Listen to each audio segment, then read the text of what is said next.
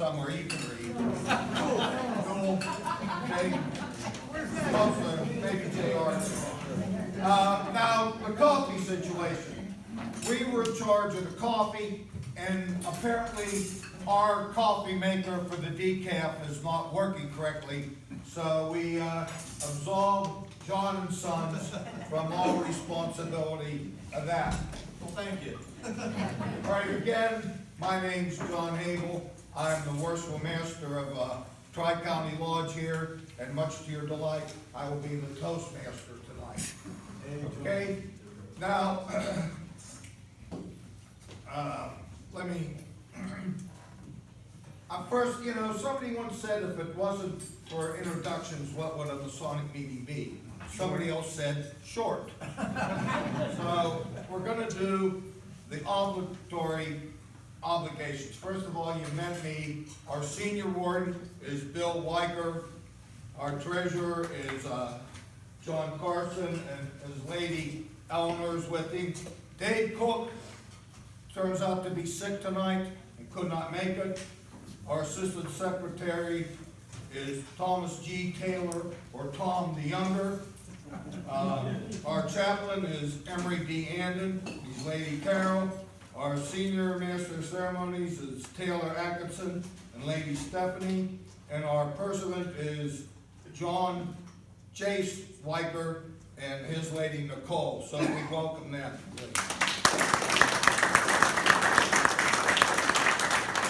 Now, this is the Mason of the Year banquet. So I thought it'd be nice if I just told you who the past Masons of the Year are present tonight. So we have me, John Habel, David A. Beery, John Carson, Will Morrow II, Denny Gutierrez, Thomas Taylor Jr., that's Tom the Elder, and Thomas G. Taylor, that's Tom the Younger. So if you'd welcome them. We have some grand officers from the state bodies here, which are, well, not necessarily from the state bodies, but also the local bodies. We have George Silvers over here, who's a most Plisset Grand Master of the Grand Council of Royal and Select Master Masons of Pennsylvania. And we have Randy Fry, who's the District Deputy Grand Master of the Grand Chapter, District Deputy Grand High Priest of the Grand Chapter of Pennsylvania, and his lady Karen. And we have John Greene, Vice Potent Master from the Valley of Uniontown, and his lady Shiloh. And David Beery, I hope this is worthy preceptor of the Preceptory of Pennsylvania, St. Thomas of Acon. And we also have from the Order of Eastern Star, Melissa Christner, worthy matron of Menneson chapter number 205, Order of Eastern Star, and her husband, Matt. And also the principal of our school of instruction, Denny Gutierrez. So that's like our grand representative.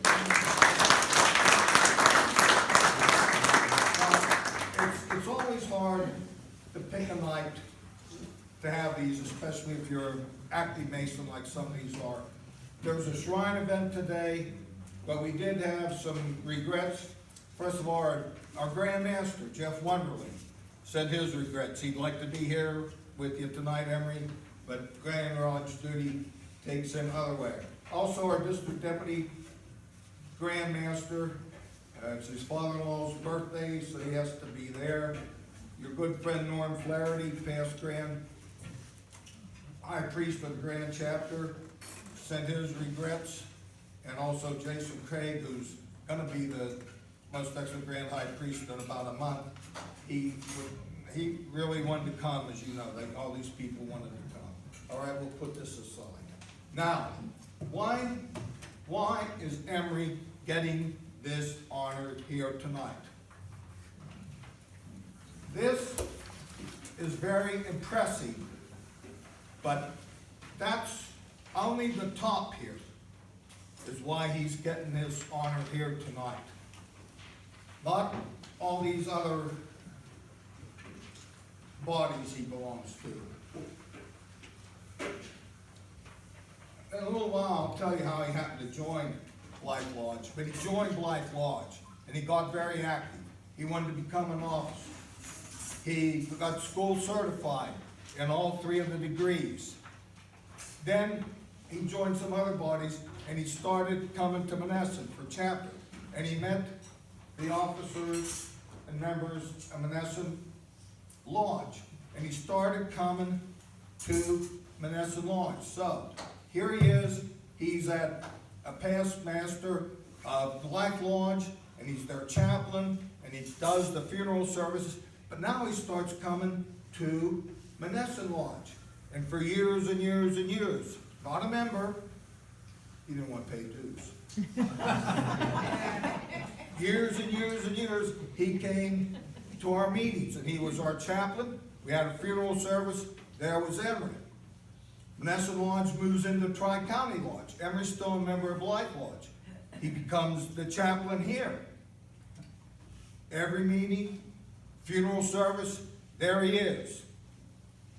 Now you have to pay dues. We merged the Life Lodge in here, so get your dues. It's the only reason we merged. So now he's our chaplain here, and again, he fell. He was in agony. He was in agony. He bit his lip.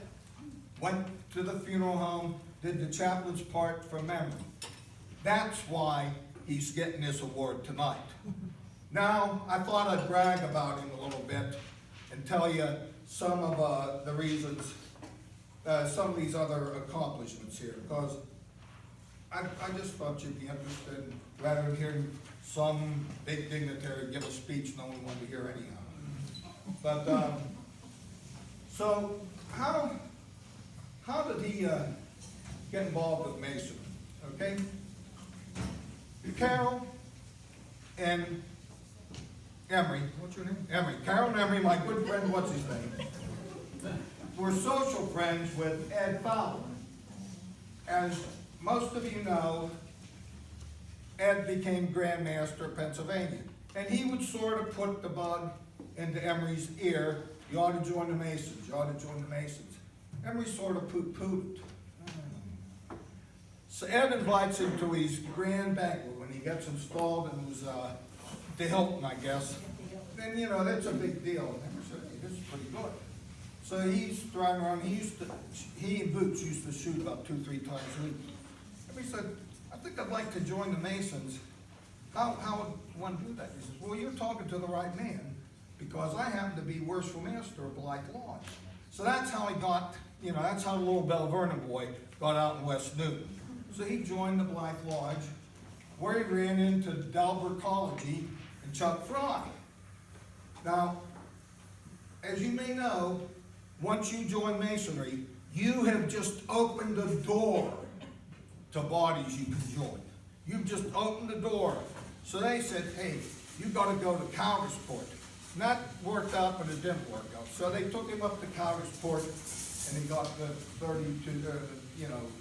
4th through 32nd degree up there.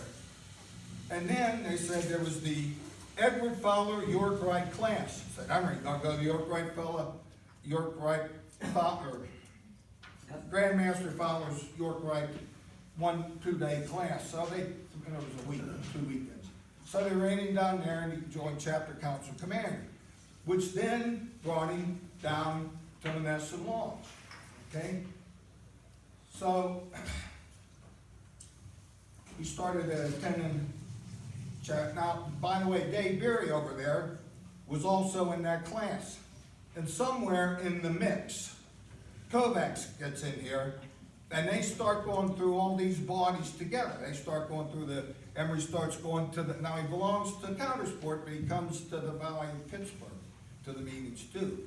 And now we're driving all the time. We're going, well, we all drove to Menneson ourselves, but going to Washington for council. We're going to Monongahela for chapter. So that's where it started. So Emery decided, you know, I sort of like learning this ritual. And he said, you know, when I owned the dealership, I had a secretary. I didn't have to know anything. I told her, she wrote it down, you have to do this, you do that. He said, and his memory was getting pretty bad, so he starts learning these degrees, and it helped him bring back his memory. And you know, we all know that the last couple of years, physically, you've gone downhill just a tad. I still think you can take me in a fight, but That's not saying much, John. but his memory's still sharp as a tack. So I'll just tell you a little bit about this. And some of these are what's called the in chapter, he became went through the chairs, and he has major parts in all 3 degrees, and then you become when you get installed high priest, you get the order of high priesthood conferred upon you. And then there's another, so he's a past high priest, and then there's a body, you know, if you have some extra money, you could join called the Joshua's Association. He became president there. Then he went through council, and I think he conferred the royal degree, right? Yeah. You don't know.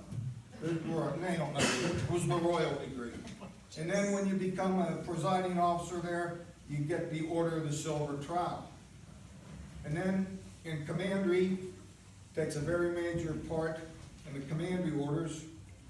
And he became a past commander, and then he could become a Pennsylvania, he could become a member of the high priesthood. And in chapter and in commandery, he remains our chaplain or prelate even to this day.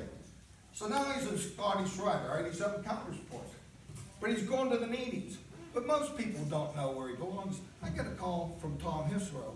He said, I'd like to appoint Emery to the Scottish Rite line. I said, you can't, Tom. I said, why not? He said, it doesn't belong here. Well, you missed that boat. So he took dual membership. He took dual membership, and Sammy Knappenberger came along. He said, well, I'd like to invite him to the Scottish Rite line. So he's in the Valley of Pittsburgh, and he presided over what's called the chapter of Rose Croix, and he's a past most wise master. Now, not every presiding officer gets the 33rd degree, and some people that aren't presiding officers do get the 33rd degree. So Emery was lucky enough to get the 33rd degree, and Tom the Younger, I forgot to mention, Tom the Younger has been elected to receive the 33rd degree.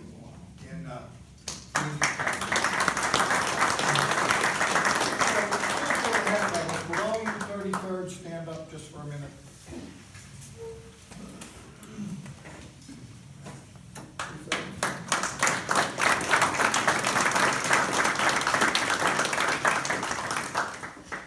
So then, we got in, so then he belongs to the Nesson chapter Order of the Eastern Star, and he's not real active there. His wife's a past worthy matron, but Emery, I don't go too much. I'm sorry, Melissa. We don't go too much. So now he joined the Shrine. So he belongs to Serious Shriners, and as you know, Emery is a fairly good trap shooter, like 25 out of 25. I'm about as good as he is. I got about 12 out of 25, so I'm catching up. And so he became president of the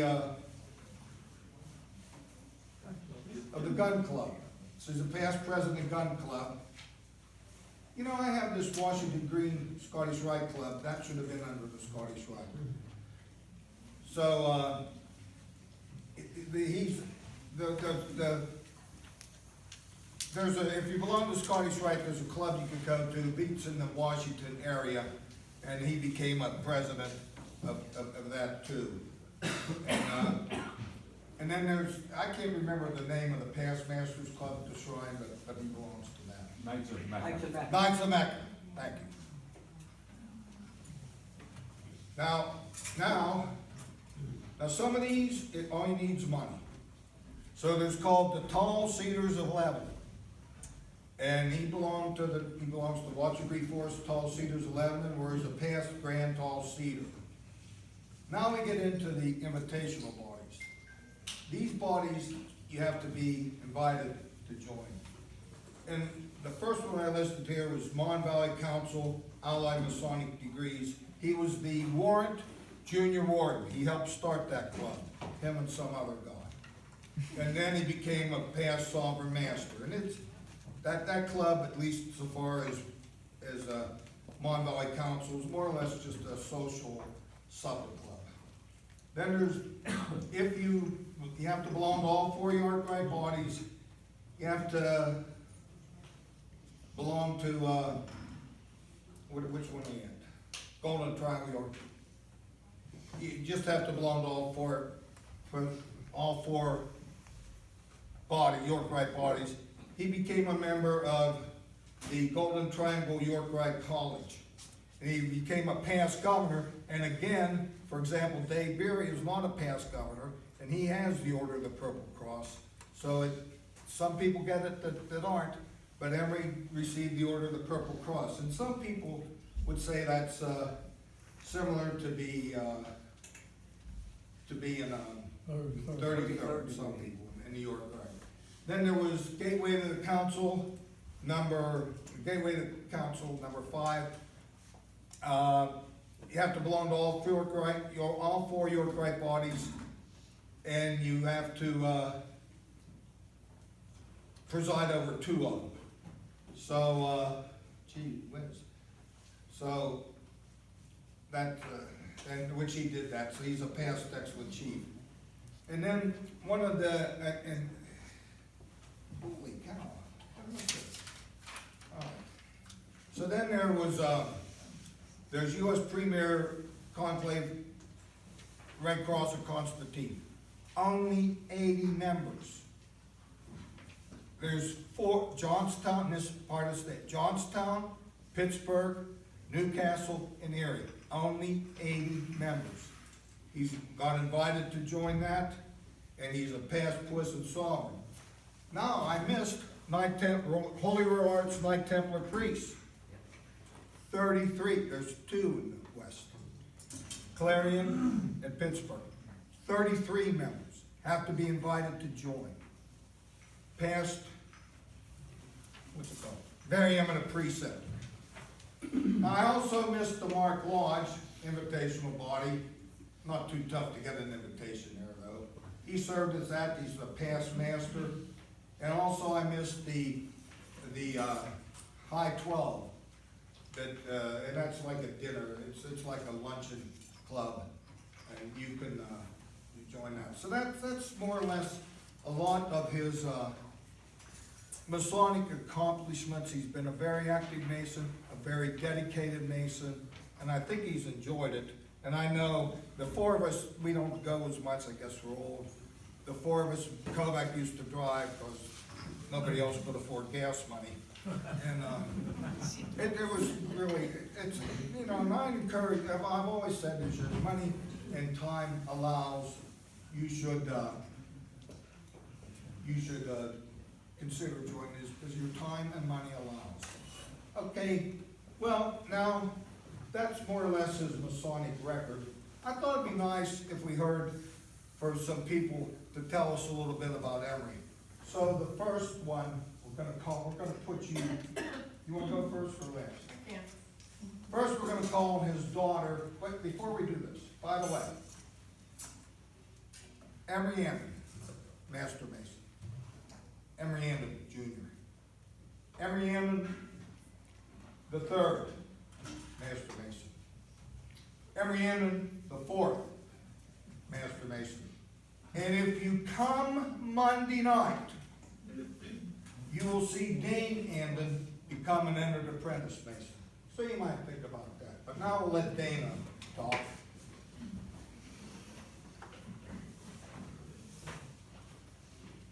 Well, someone told me to speak, but he didn't tell me to keep it short, so it may be a little. Hey, that's why you go first. That's why I'll get this out of the way. If you get mad at me, because I told Hopefully it's her. No entertaining. time limit.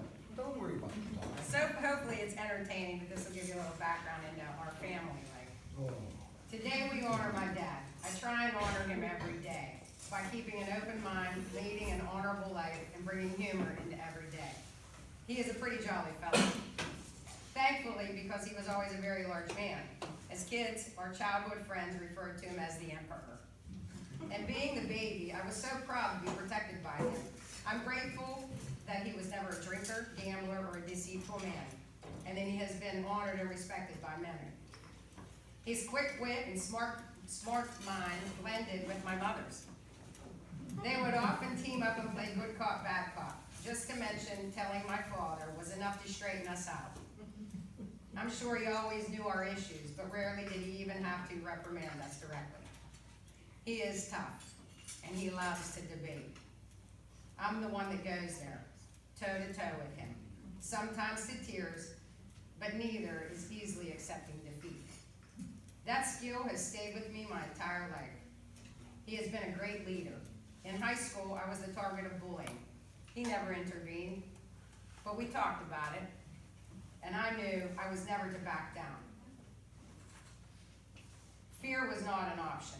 The day I was cornered by the bully, who knows what happened? I don't. I just know I never backed down. Our parents were called, and Dad showed up.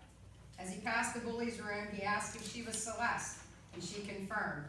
He said, "I'm Dana's father. I just wanted to meet you." From there on out, I never had a problem with those girls again.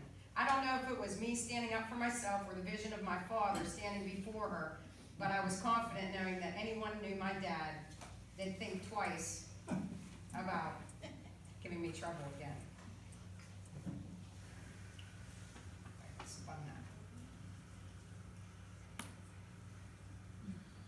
The kids on the bus had seen my very large father standing at the top of the driveway, sighting his gun, dog by his side. He was a legend to them. But he raised us to be humble.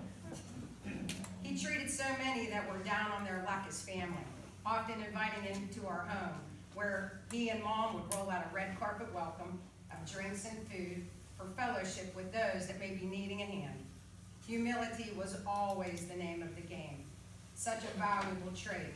It helped me to love others and treat all fairly and equally, with love and compassion.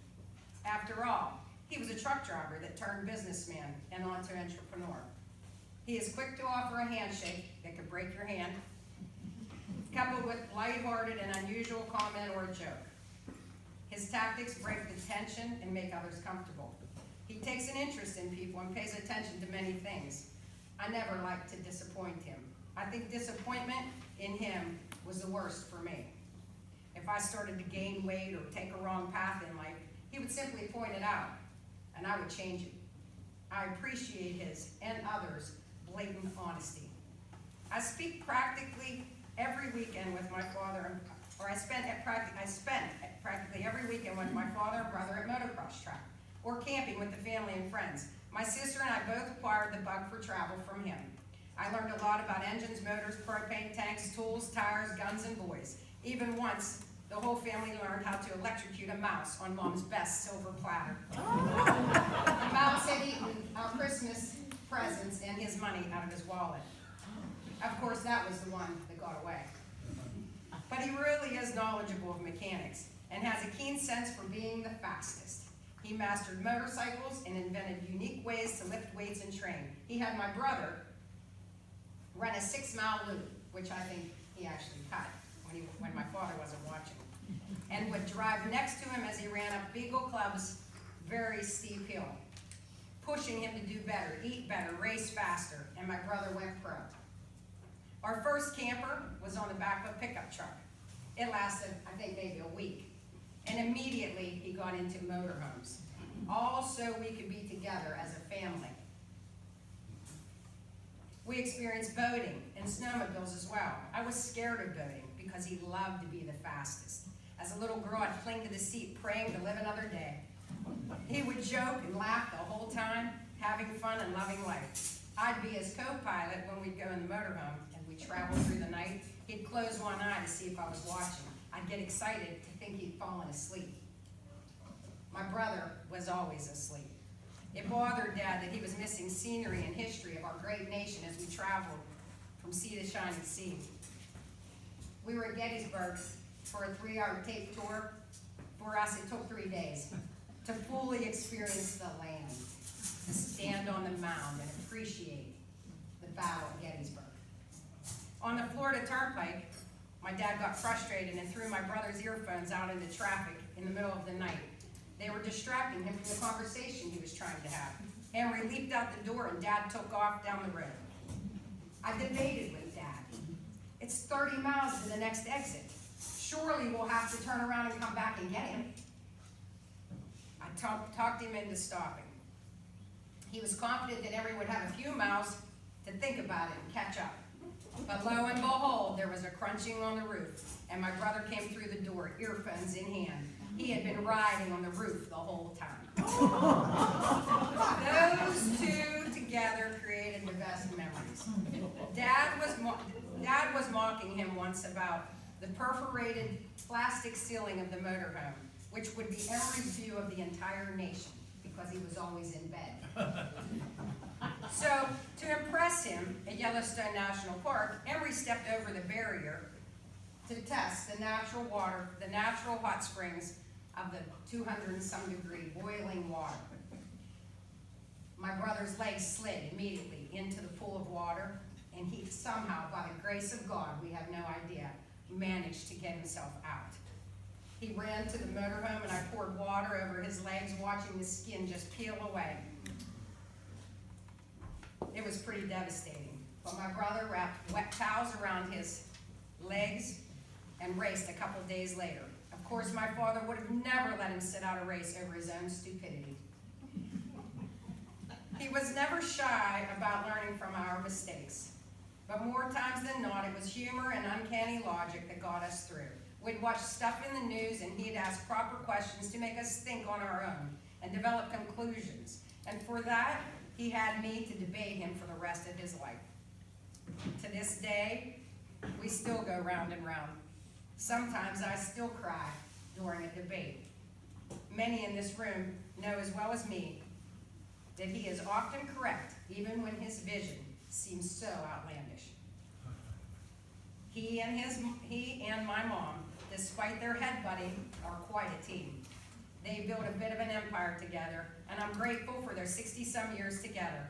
But I am most grateful that he picked her to be the mother of us children. He did pick the best woman for the job. If he hadn't chosen her, I wouldn't even be here telling you how proud I am of him. God blessed our family greatly. I am forever grateful to God the Father above. Thank you all for honoring my dad as Mason of the Year this evening. It is, in my opinion, very well deserved.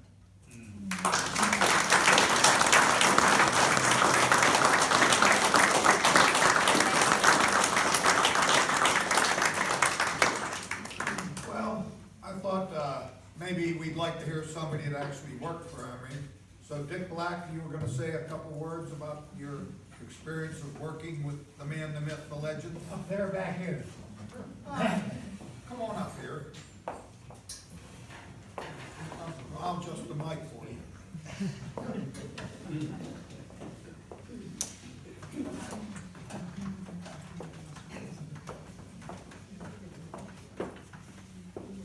You know how long I've known him? 60-some years. So long.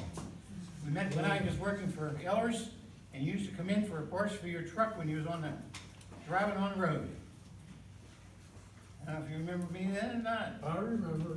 We met, our paths crossed many, many times. Sometimes years went by, but for some reason, our paths crossed. The part that I was on as a rubber salesman, I used to call on him on the dealership.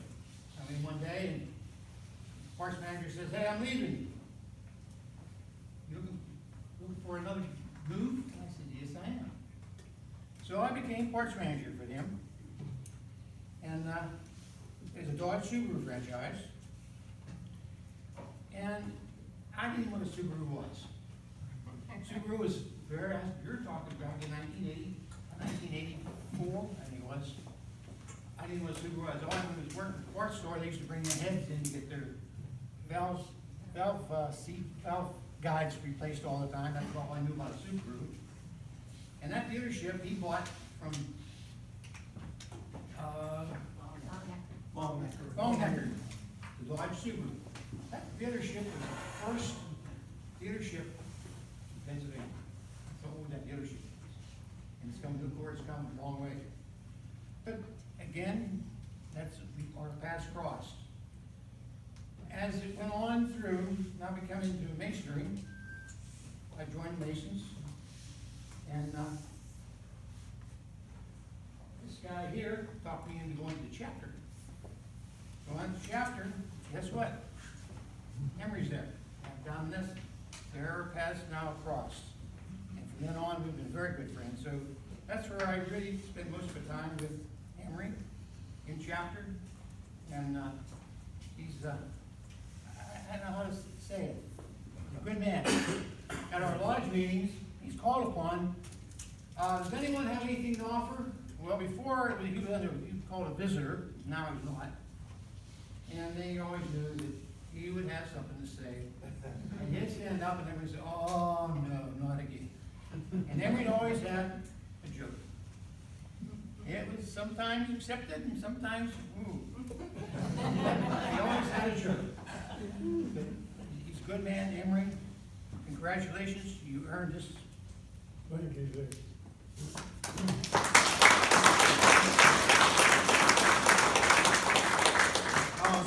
Emery and Kovac and I didn't have enough to do. Dick Black became the director of work for the 9th degree in Valia, Uniontown. And I guess because of his friendship with Emery, the three of us got apart. We were the three assassins, as they would say. Now, Jace. Jace has a little presentation to make, and Dick worked this in very well. So this is, there's like 153,000 John Wikers. So he goes by Jace.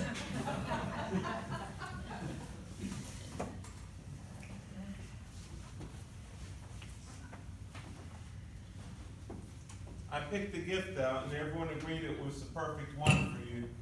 So we got as many people to see it, and here you go. Everyone thinks this is you.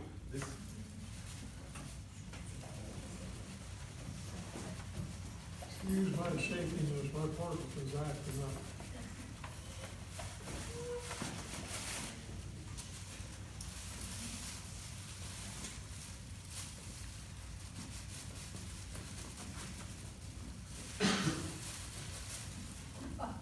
Super silly jokes for kids. And it was signed by a lot of the lodge members. Now I have to listen to them first.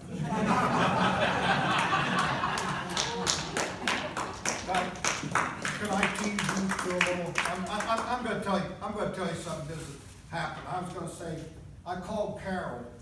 I said, would you like to speak about Emery tonight? She said, you better ask Dana, because my mother taught me never to say anything about somebody unless it was good.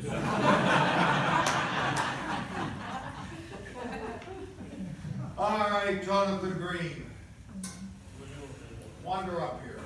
I don't have too much. What?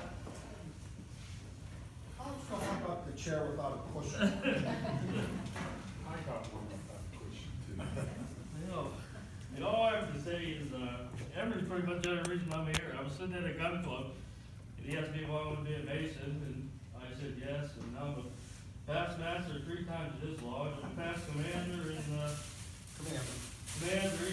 first postmaster of, Uniontown Lodge of Perfection, so I owe that off to Emery. And also, past president of the Shrine Gun Club, I won the league this year.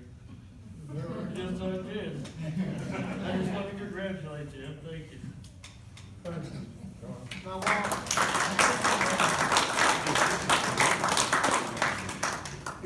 Now, I guess it's time to make the presentation, and I didn't want to do everything tonight, so here's, would you present him with his, you gotta stand up now, Al. We'll wait. Getting old love for sissies.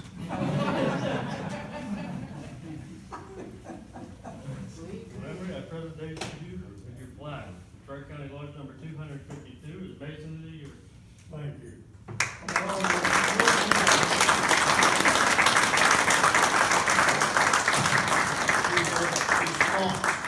You get to rebuttal now, Well, but I get closing remarks. I'm humbled and I'm very, very appreciative.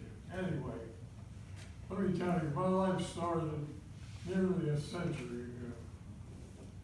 About 1933, my dad had a gleam in his eye, and I was born June 21st, longest day of the year, first day of summer, 1934. From thence, I grew up on a street that was unpaved. There were puddles in the water which we sailed sailboats in. Steamroller used to come up the street, spread the oil. My mother would chase me out of the street so I didn't get plenty of the oil. Went up the street to a school 3 blocks away. Went to grade school there, where some said this story that when I was in 2nd grade, I came home and told my mother and dad I was the biggest and strongest kid in my 2nd grade class. And I says, because you and Mom are big and strong.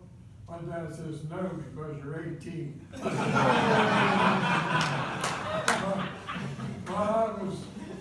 I was a good student.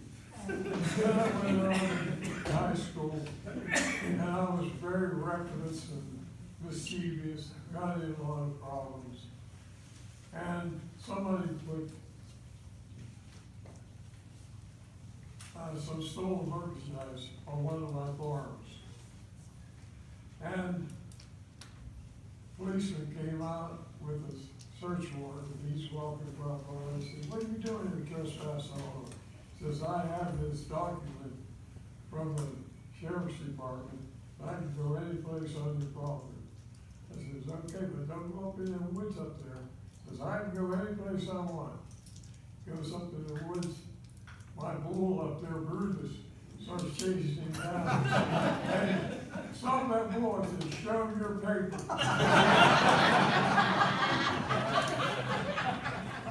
Anyway, I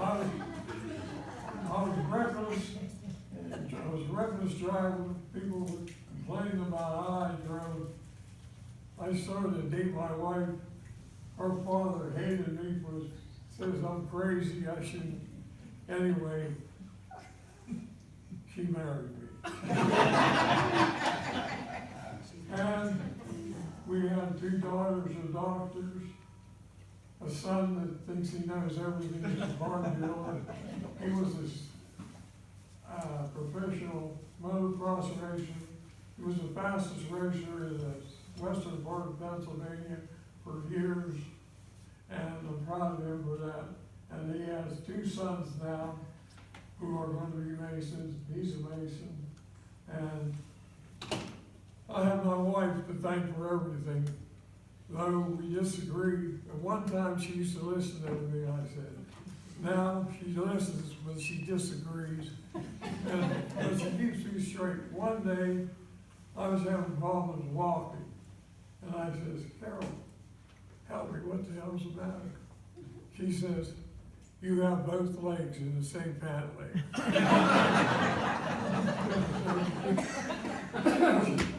She's very, she notices things like that.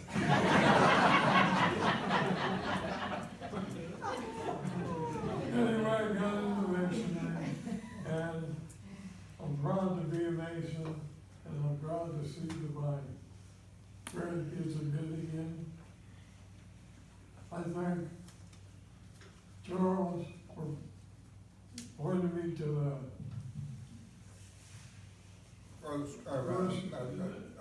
Give me a minute. Red Cross. Red Cross. Red Cross of Constantine. John Esser leading the way for some of the bodies up following. George Silvers for cracking a whip on me and keep me in shape.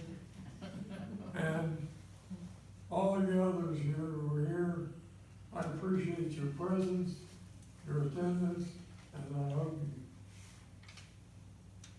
hope you regard me with the same friendliness that I do towards you. Thank you.